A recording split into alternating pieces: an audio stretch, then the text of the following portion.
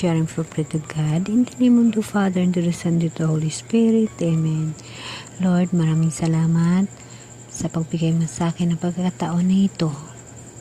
Bago ako matulog, ako ay nakalinay-linay sa pagbasa sa Bible at aking nabasa kung saan ang iyong buhay nung ikaw ay pinaglihi ni Mama Mary. Noong pinili mo si Mama Mary na iyong ina hanggang sa ikaw ay lumaki. Aking nababasa ito sa Bible.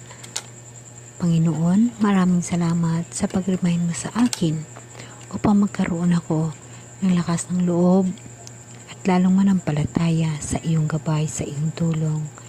Itong babasahin ko, Lord, aking ibabahagi sa aking kapwa upang sila rin ma-remind na dapat na paghahandaan ang iyong pagbabalik sa ngayong panahon. Amen. Brothers and sisters, today babaki ko sa inyo ang ipinahayag ang panganak kay Jesus.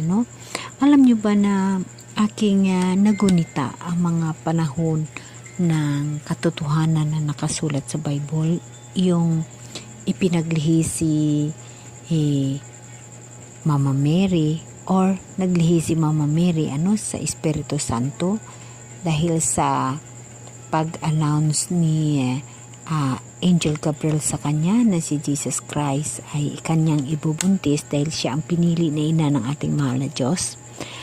At ang mga bagay na iyon ay nangyari at si Jesus lumaki at nag-sacrifice at namatay sa cross para sa atin. Dahil sa kanya, sa pagsakripisyo niya, ang lahat ng mga kasalanan natin sa mundong ito ay sinalo ni Jesus. So lahat tayo na makasalanan, mayroon tayong pagkakataon, mayroon tayong panahon upang humingi ng patawad sa ating mahal na Diyos. Mga kapatid, hindi pa huli ang lahat.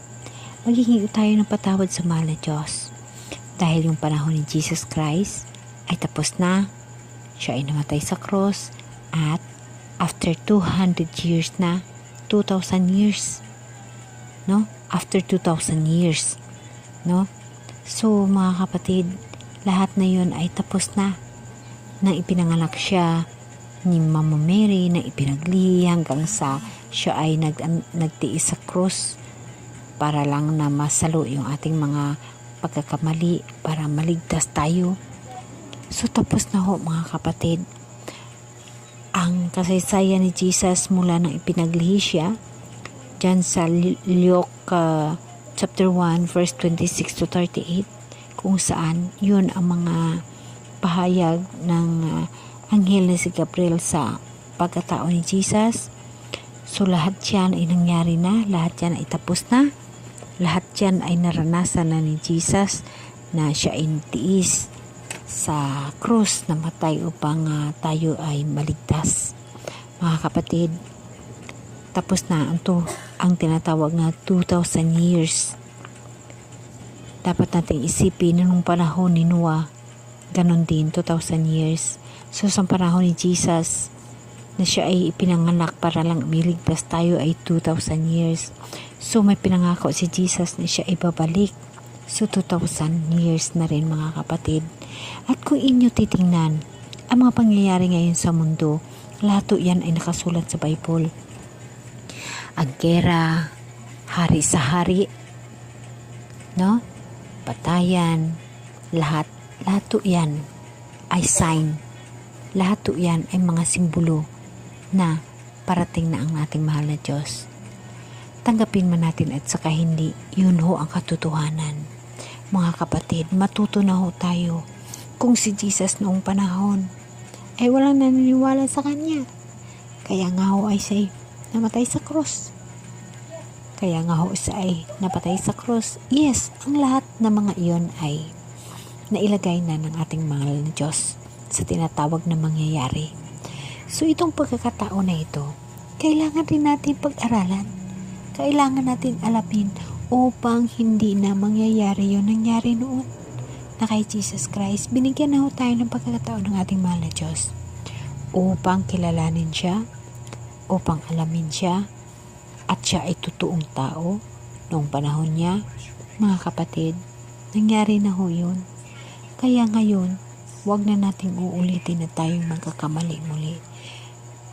Mga kapatid, kilalanin na natin ang mahal ng Diyos.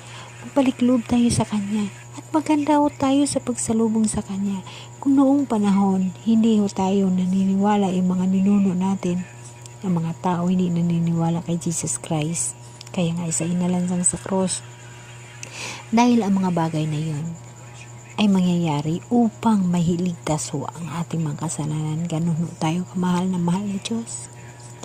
Ngunit ang mga tao sa mundong ito talagang puno ng pagkakamali ng kasalanan. Ngunit ang mahal na Diyos mayroong pinangako ng buhay na walang hanggan sa mga taong magtagumpay. Lahat ng mga bagay dito sa mundo, napakahirap. Lahat na kahirapan nandyan. Lahat na kayamanan din nandyan. Dahil wihilway ho ang tao, free ang tao sa buhay sa mundo. Inuuna nila ang makamundong imabaw.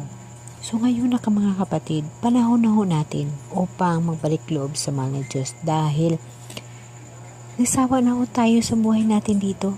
Lahat o pinagsawaan na natin, kaligayahan, karangyaan, lahat ng ginagawa natin sa mundo ay nakamtan na natin. So panahon na ho na ibalik na natin sa mahal na Diyos ang lahat.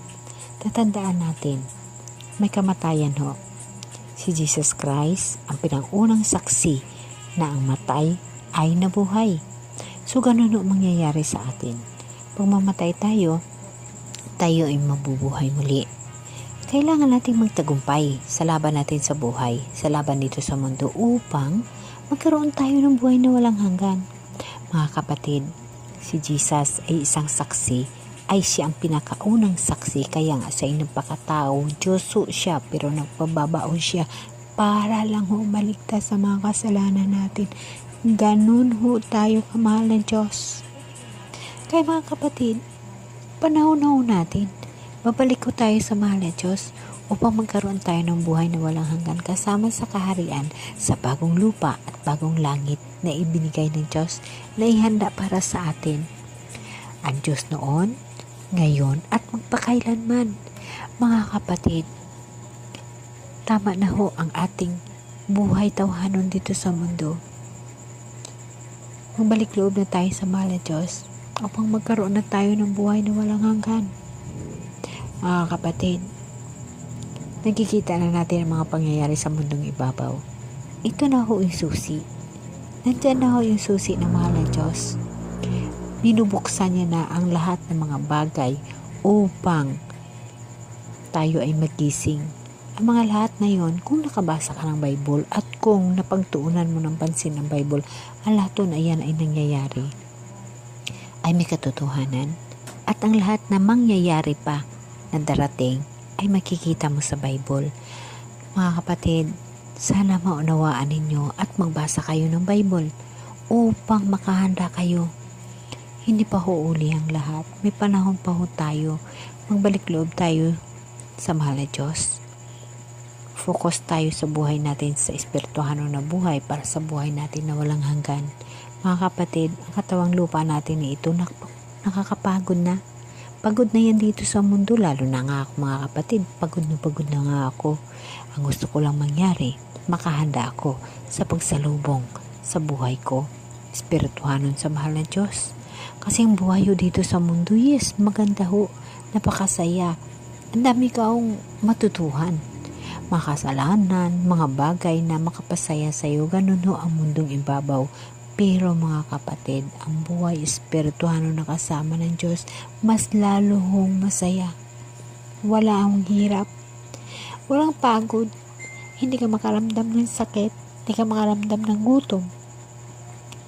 Dito sa mundo, pag wala kang pera, magugutom ka. Pag may sakit ka, kailangan mo mag-inom ng gamot. Pag wala kang pang financial, magtiis ka sa sakit. Ngunit ang pinangako ng mahal na Diyos, buhay na walang hanggan, walang gutom, walang kasakit. Ako'y isang ordinaryong tao. Mangarap ko makasama ang mahal na Diyos upang makamtan ko ang mga bagay na yun. Dahil ang buhay ko dito sa mundo, puno ng hirap, puno ng kasakit. Lahat ho nandyan. Malakas lang ang loob ko dahil ang mahal na Diyos hindi ako pinababayaan. Malakas ang aking pananampalataya sa mahal na Diyos, ang akong spiritual life, napakalalim para sa Kanya. Lahat ho, inaasa ko sa Kanya.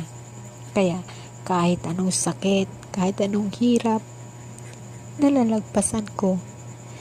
Pero sa katotohanan, kapatid, nakakapagod. Nakakapagod ho ang buhay sa mundo. Ngunit may pangarap ako, naantayin ko ang mahal na Diyos at salubungin. Yun ang aking pangarap. Mga kapatid, dapat na ho tayo magbago at paghandaan natin ang buhay na walang hanggan para makasama tayo sa pinangako ng bagong lupa at bagong langit ng mahal na Diyos. Ako'y ordinaryong tao lamang, mga kapatid, ngunit nangangarap ako na magsalubong sa mahal na Diyos. Itong mga sign na nangyayari sa mundong ito, mga kapatid, talagang mangyayari ho yun. Ang mga gera, mga lindol, mangyayari ho yan. Dahil ito na ho yung sign. Sign na ho ito na malapit na babalik ang ating mahal na Diyos. Inaantay lang tayo ng mahal na Diyos kung kailan tayo babalik at magbalik loob sa Kanya ng totoo. Kung ikaw may balak na mabuhay ka muli sa buhay na walang hanggan, makasama mo ang Diyos, magsimula ka na. Focus. Unahin mo na ang Diyos. Ipasa Diyos ang lahat-lahat sa buhay mo. Yes, tao lamang tayo. Mahal natin ang pamilya natin. Pero mga kapatid, tatandaan mo, sa buhay na walang hanggan, sa paghukom ng mahal na Diyos, lahat ho tayo ay pagkahukman. Patay man o buhay, magkaroon tayo ng judgment. So, bawat isa sa atin, mayroon tayong tinatawag na antayin na hukom mula sa mahal na Diyos. Kaya nga ako, mga kapatid, hininghingian ko ng patawad sa mahal na Diyos ang mga pagkakamali ko, lahat ng mga kasalanan ng gawa ko, lahat ng kasalanan isinusuko ko sa mahal na Diyos. At nagfo-focus ako sa buhay ko sa mahal na Diyos dahil gusto kong mailigtas ang aking kaluluwa at mabuhay ako na walang hanggan kasama ang mahal na Diyos. Kaya nga ako may pangarap na magsalubong sa mahal na Diyos, na makasama ang mahal na Diyos. Mga kapatid, nakakapagod ang buhay dito sa mundo. Kaya nga, habang nabubuhay pa ako, lahat na pagkakataon ko, ibibigay ko sa mahal na Diyos. Magkaya lang ho dito sa ginagawa ko, dito ko makikita ang sarili ko kung nakasama ko ang mahal na Diyos at lagi ko siyang kausap.